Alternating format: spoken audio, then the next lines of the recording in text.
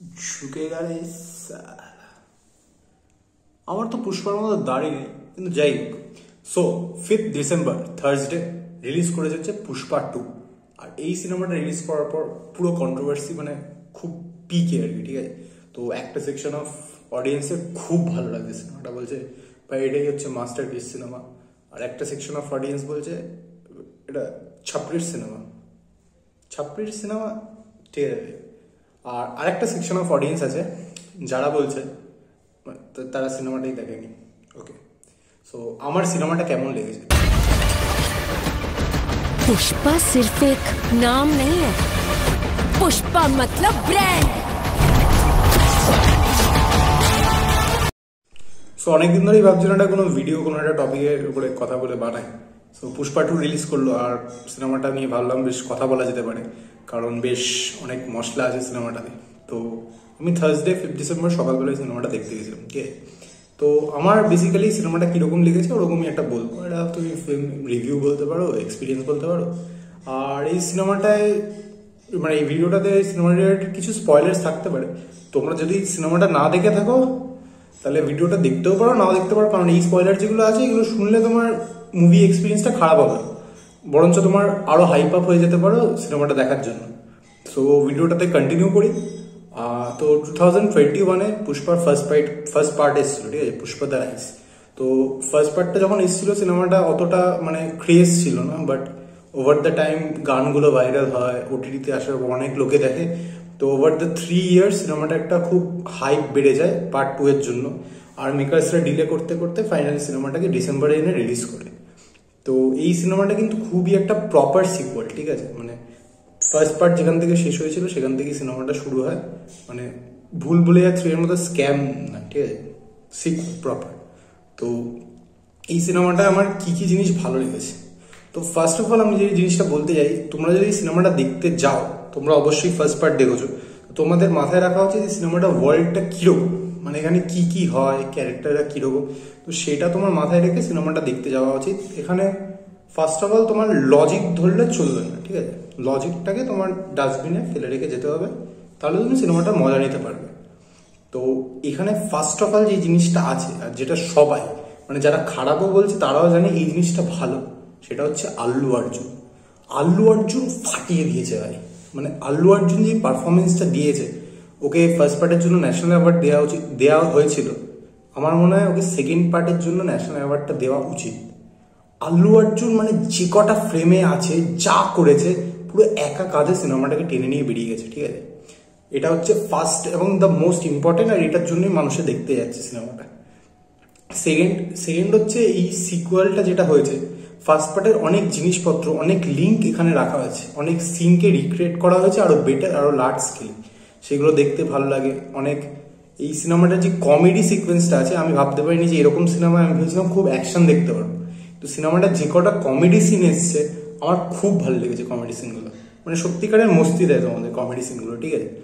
তো আর যে কটা অ্যাকশন সিকোয়েন্স আছে, সব কটা অ্যাকশন সিকোয়েন্স আমার ভালো লাগেনি, কিন্তু সেকেন্ড হাফে একটা ডান্স সিকোয়েন্স আছে, ওখানে একটা অ্যাকশন হয়।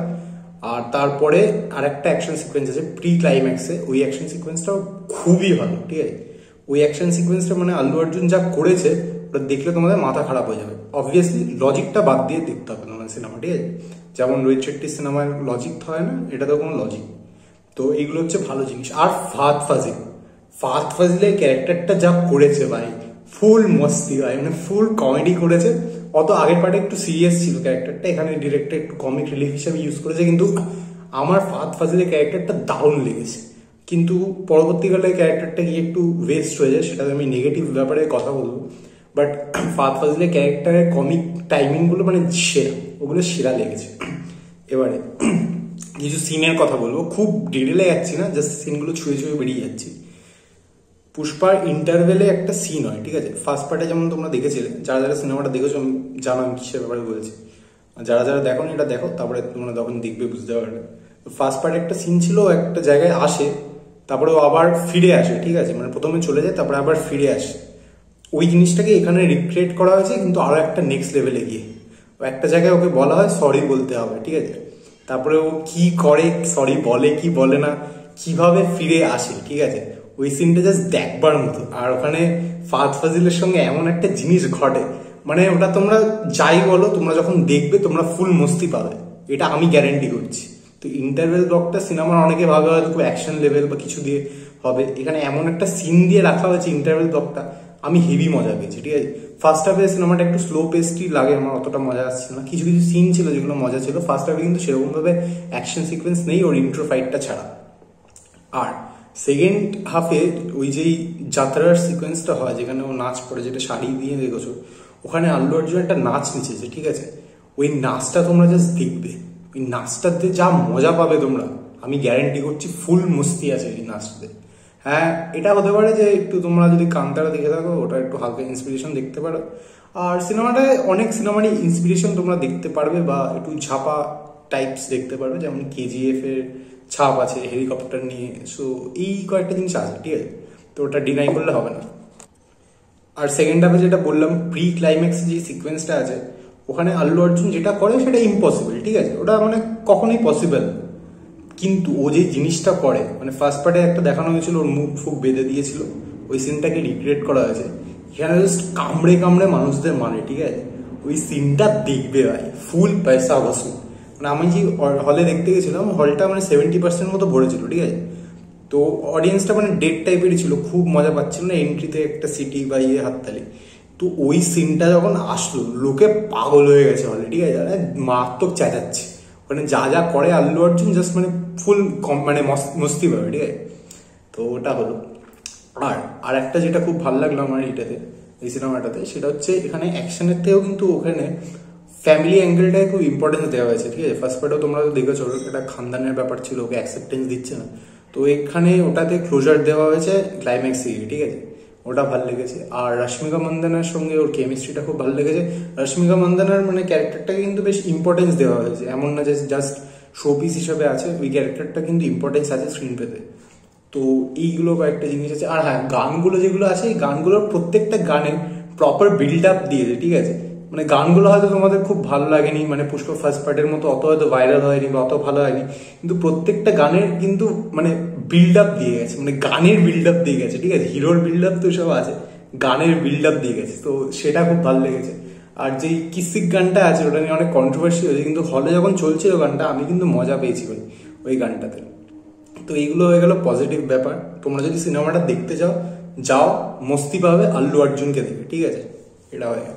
এবার যদি নেগেটিভের ব্যাপারে বলি, যেটা আমার যে জিনিসগুলো ভালো লাগেনি বা আমার এক্সপেকটেশন ছিল, ওরা যে জিনিসটা প্রমিস করছিল এত বছর ধরে খুবই নেক্সট লেভেলে চলে যাবে সিনেমাটা, ওরকম নেক্সট লেভেলে সিনেমাটা যায়নি ফার্স্ট। ঠিক আছে, সেকেন্ড, সিনেমাটার প্রপার কোনো কনক্রিট স্টোরি নেই। ঠিক আছে, মানে জাস্ট একটা ফ্লোয়ে চলে, মানে একটা ইভেন্ট, সিরিজ অফ ইভেন্টস হচ্ছে, সেই অনুযায়ী সিনেমাটা চলছে, প্রপার কোনো কনক্রিট স্টোরি নেই। ফাহাদ ফাজিলের ক্যারেক্টারটা একটা টাইমের পর মানে ওয়েস্ট করা হয়েছে, ক্যারেক্টারটা অনেক পোটেনশিয়াল ছিল, ওরা চাইছে থার্ড পার্টের জন্য কোনো মানে নেক্সট বিগ কাউকে আনতে, তাই ওই ক্যারেক্টারটাকে খুব অদ্ভুতভাবে ওয়েস্ট করা হয়েছে। আর আমার মনে হচ্ছে ফোর্সফুলি থার্ড পার্ট আনা হচ্ছে, থার্ড পার্টে কোনো দরকার ছিল না। ওরা যখন দেখেছে হাইপ বাড়ছে, ওরা শুট করতে করতে যাচ্ছিল, যখন দেখছে হাইপ বাড়ছে, কিছু এক্সট্রা সিন শুট করে তারপরে ওরা থার্ড পার্টের জন্য রেখে দিয়েছে। ঠিক আছে, এমনকি ট্রেলারে অনেক কিছু দেখেছো যেগুলো সিনেমাতে নেই, যেমন যে ভ্যারিস পুষ্পা যে ভিডিওটা ছিল ওটা সিনেমাতে নেই। তো এরকম কয়েকটা জিনিস আছে।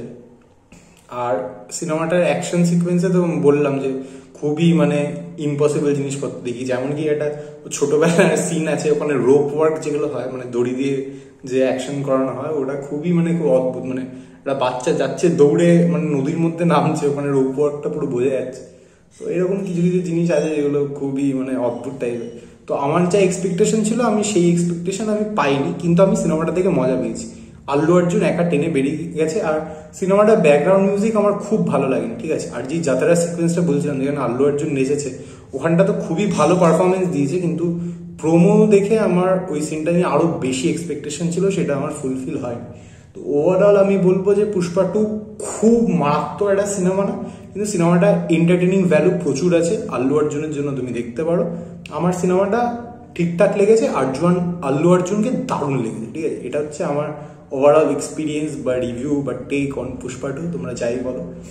আর একটা সিনেমাকে ছাপড়ি সিনেমা বলে ক্যাটাগরাইজ করা আমার মনে হয় না উচিত না। এই লাস্ট ইয়ার এই টাইমেই ডিসেম্বরে, এরকম ফার্স্ট ডিসেম্বরে অ্যানিমেল বেরিয়েছিল, ওটাকে নিয়েও মারাত্মক এরকম কন্ট্রোভার্সি হয়েছিল, আর সিনেমাটা বক্স অফিসে মানে কিছুই কে কি বলে কিছু এসে মারাত্মক কালেকশন করেছে। ওই সিনেমাটা আমার খুব মারাত্মক লাগেনি, ওটা নিয়ে আমার খুব হাই এক্সপেকটেশন ছিল। একটা ডিসেন্ট লেভেল অব্দি ওয়ার্ক করেছিল, রণবীর কাপুর একা টেনে বেরিয়ে গেছিল। এইবারেও এটা নিয়ে কন্ট্রোভার্সি হচ্ছে, লোকে বলছে, কিন্তু আল্লু অর্জুন একা টেনে বেরিয়ে গেছে। আর সিনেমাটা তো প্রচুর রেকর্ডস করছে বক্স অফিসে। RRR যেটা হাইয়েস্ট ডে 1 বক্স অফিস দিয়েছিল 225 crores global world wide gross, সেটাকে বিট করে 294 crores একটা কালেকশন দিয়েছে, আর 600 কোটি টাকা কালেকশন সিনেমাটা করে নিয়েছে। আমি থার্সডে সিনেমাটা দেখেছিলাম, কিন্তু ভাবলাম অত ভিড়ের মধ্যে রিভিউ টিভিউ না হয়, মানে একটু দুদিন যাক সিনেমাটা, তারপরে একটা ভিডিও বানাই। তো এটাই আমার ছিল পুষ্পা 2 এর টেক। তো তোমরা যদি কেউ দেখে থাকো বলো কেমন লেগেছে, আর এই ভিডিওটা যদি কিছু ভালো লেগে থাকে বা কিছু খারাপ লেগে থাকে সেটা আমাকে মেনশন করতে পারো। চ্যানেলে ফার্স্ট টাইম যদি কেউ দেখে থাকো, জানি না এই ভিডিওটা আদৌ রিচ পাবে কি পাবে না, কারণ অনেকদিন পরে ভিডিও দিচ্ছি। তো যদি কেউ নতুন দেখে থাকো চ্যানেলটা সাবস্ক্রাইব করে দিতে পারো। আমি জানি না কবে ভিডিও আসবে, বাট আসতে পারে।